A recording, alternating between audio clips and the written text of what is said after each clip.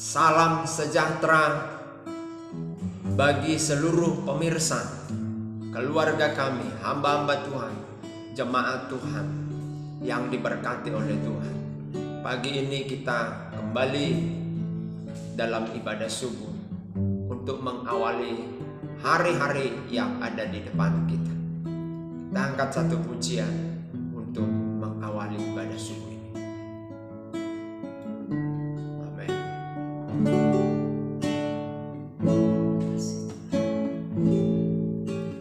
Ku bersyukur padamu Tuhan dengan segenap hatiku.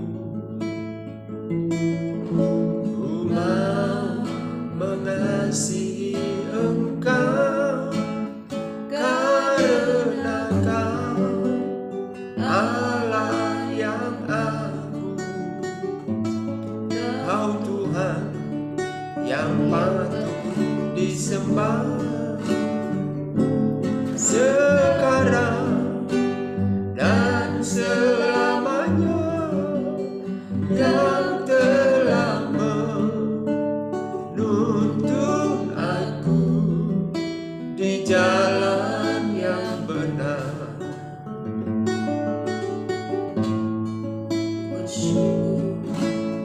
Ku bersyukur padamu Tuhan dengan segenap hatiku.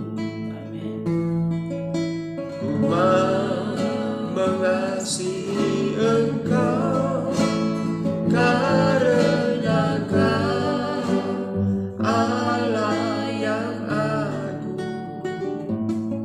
Kau Tuhan yang patut disembah sekarang dan selamanya, yang telah menuntun aku di jalan yang benar. Biarlah segenap bumi memuji Dia akan kebesarannya,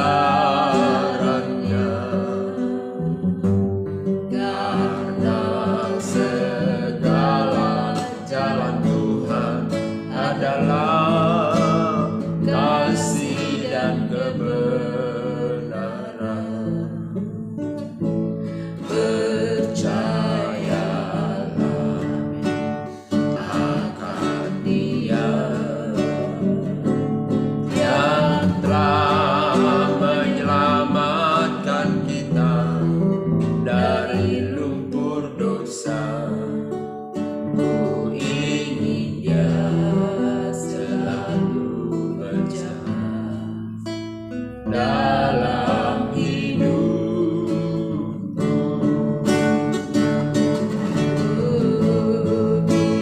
Biarlah segenap bumi memuji Dia akan kebesarannya, karena segala jalan Tuhan adalah kasih dan kebenaran. Percayalah akan Dia yang telah menyelamatkan kita dari lumpur dosa. Ku ingin Dia selalu berjalan dalam hidupku. Betapa jemaat kami rindukan Tuhan selalu dalam hidup ini. Jemaat memerdekakan dan membangkitkan kami, berikan kami gairah dan semangat untuk maju terus mengiring dan melayani Engkau. Tuhan, terima kasih. Sungguh kami bersyukur di pagi hari ini atas segala berkat, rahmat, kasih setia dan kasih dan berkat Tuhan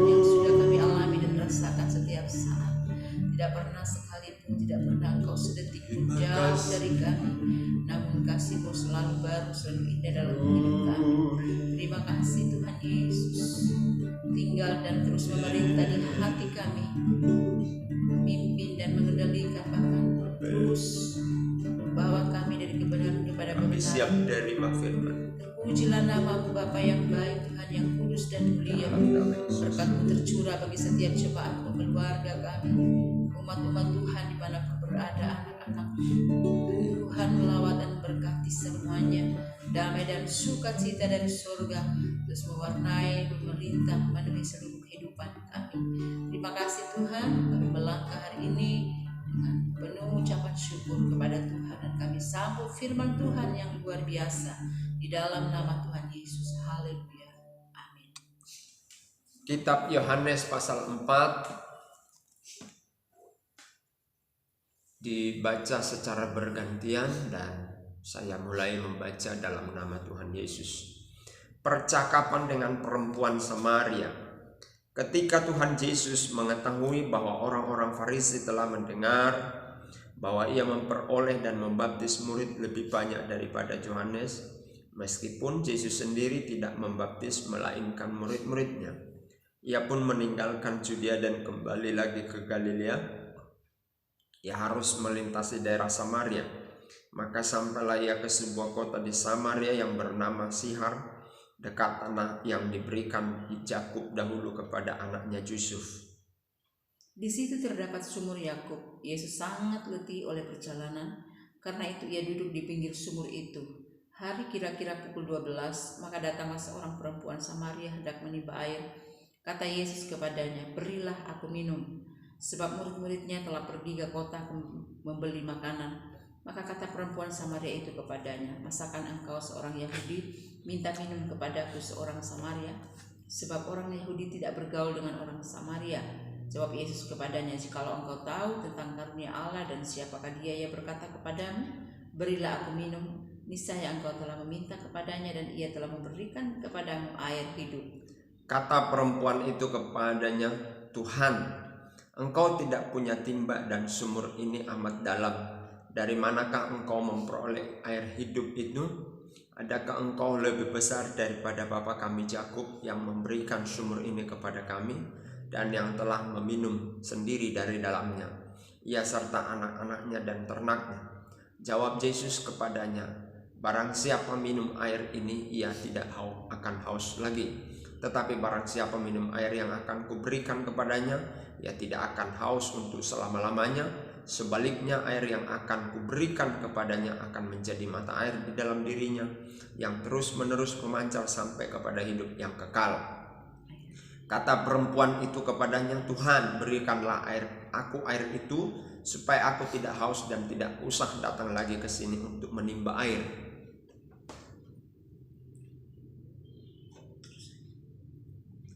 Kata Yesus kepadanya, "Pergilah, panggillah suamimu dan datang ke sini." Kata perempuan itu, "Aku tidak mempunyai suami." Kata Yesus kepadanya, "Tepat katamu bahwa engkau tidak mempunyai suami, sebab engkau sudah mempunyai 5 suami, dan yang ada sekarang padamu bukanlah suamimu. Dalam hal ini engkau berkata benar." Kata perempuan itu kepadanya, "Tuhan, nyata sekarang padaku bahwa engkau seorang nabi. Nenek moyang kami menyembah di atas gunung ini, tetapi kamu katakan bahwa Yerusalemlah tempat orang menyembah." Kata Yesus kepadanya, "Percayalah kepadaku, hai perempuan, saatnya akan tiba bahwa kamu akan menyembah Bapa bukan di gunung ini dan bukan juga di Yerusalem.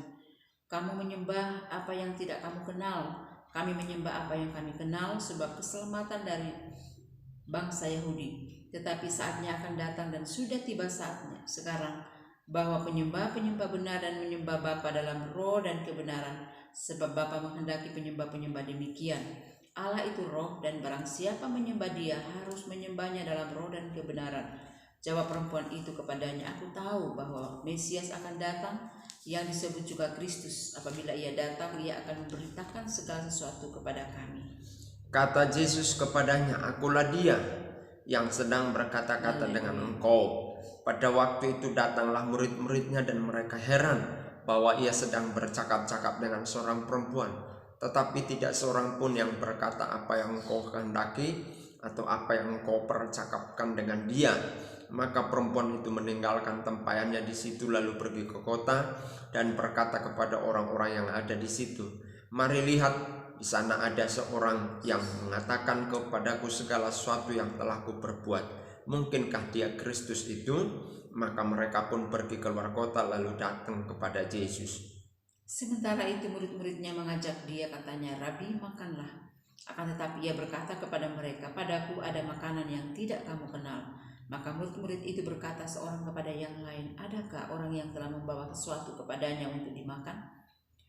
Kata Yesus kepada mereka, "Makananku ialah melakukan kehendak Dia yang mengutus aku dan menyelesaikan pekerjaannya. Bukankah kamu mengatakan 4 bulan lagi tibalah musim menuai?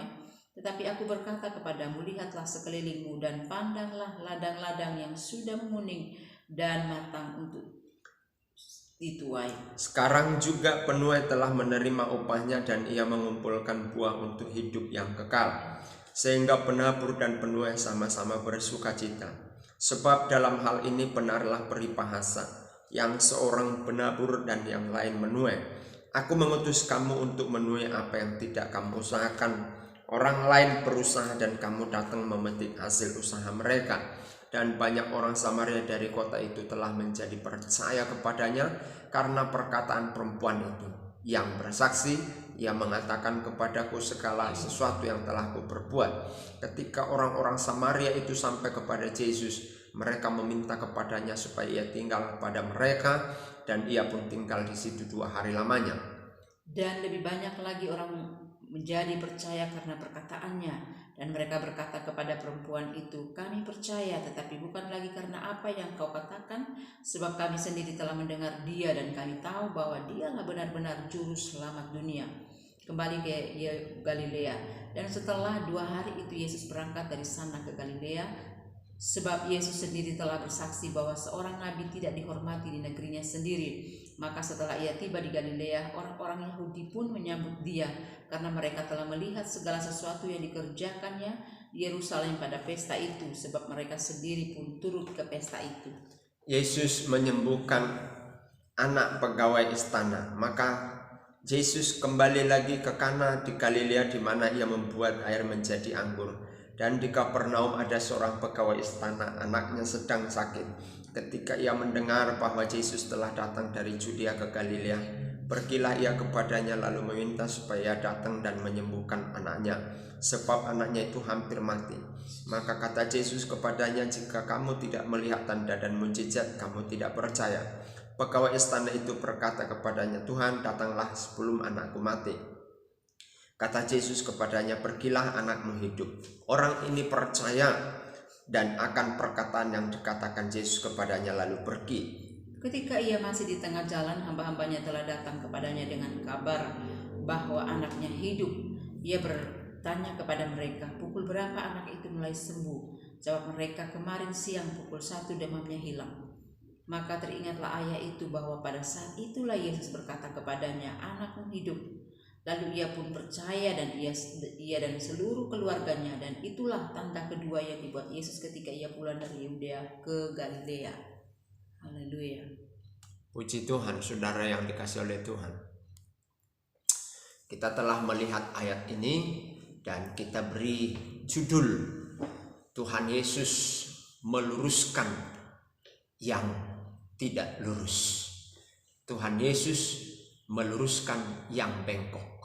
Ya, saudara-saudara, imam-imam, pemuka-pemuka agama selalu membengkokkan ajaran Taurat yang sesungguhnya kepada hukum budaya bangsa Yahudi, sehingga banyak orang-orang Yahudi tidak mengenal secara utuh, bahkan melenceng dari maksud tujuan Tuhan memberikan Taurat itu kepada bangsa Israel. Maka sebagai contoh yang kita lihat di dalam perikop yang pertama, percakapan perempuan Samaria ini dengan Tuhan Yesus, perempuan Samaria ini punya pandangan bahwa menyembah Tuhan itu di gunung.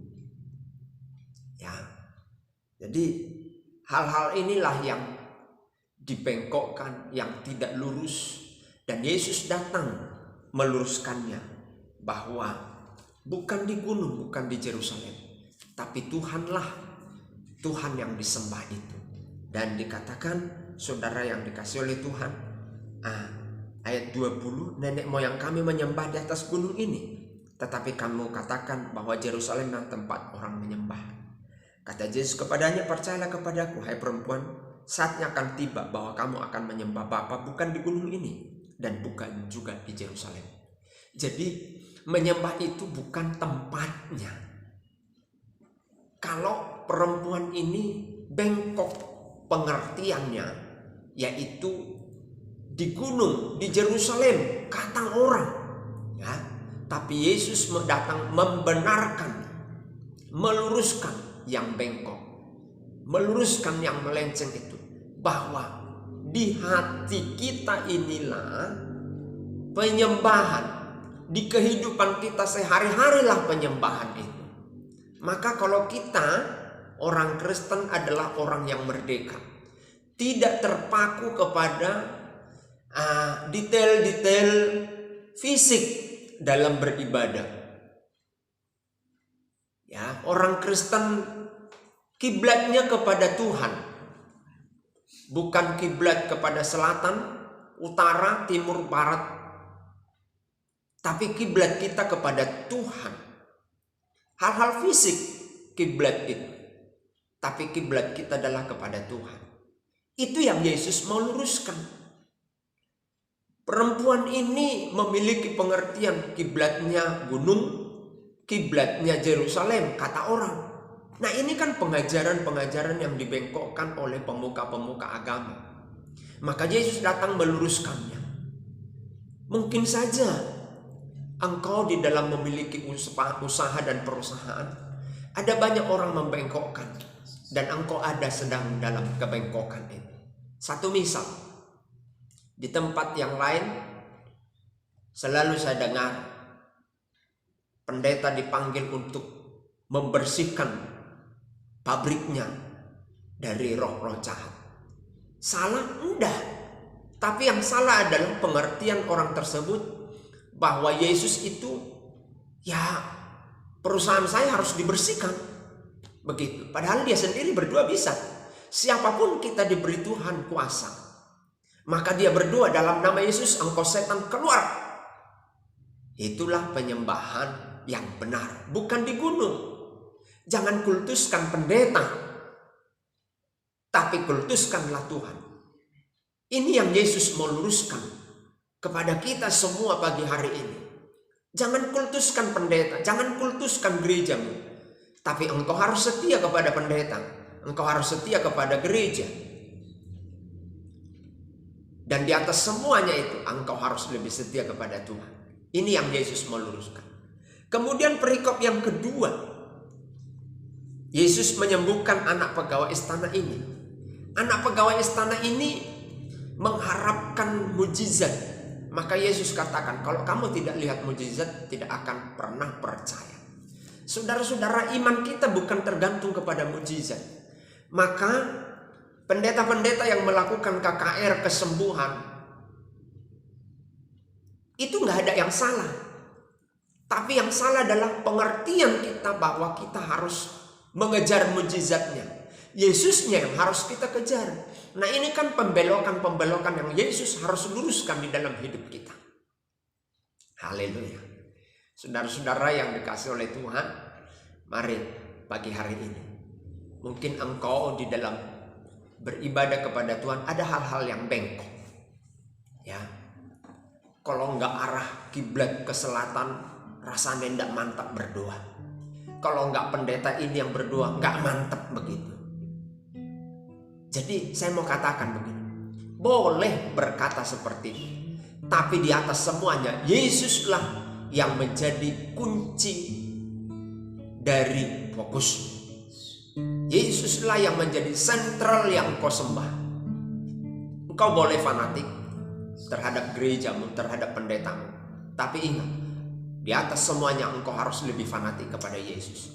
Jangan sampai kalah Yesus, di fanatikmu daripada pendeta dan tempat. Itulah iman Kristen. Maka Yesus katakan begini, percayalah kepadaku, percayalah kepada Yesus, hai perempuan, saatnya akan tiba bahwa kamu akan menyembah Bapa bukan di gunung ini dan bukan di Yerusalem. Lalu di mana? Di dalam hidupmu, praktek hidupmu, itulah penyembahan. Praktek hidupmu itu adalah penyembahan. Marilah berperangai, berkarakter setiap hari, menunjukkan bahwa engkau penyembah Allah. Puji Tuhan, Tuhan memberkati. Terima kasih. Haleluya. Yesus di sana. Yesus di sana. Yesus di sanjung tinggi. Malaikat puji Dia, umatnya sembah Dia, Rajaku di sanjung tinggi. Sebelum saya berdoa, pemirsa, jemaat Tuhan, keluarga kami dan hamba-hamba Tuhan,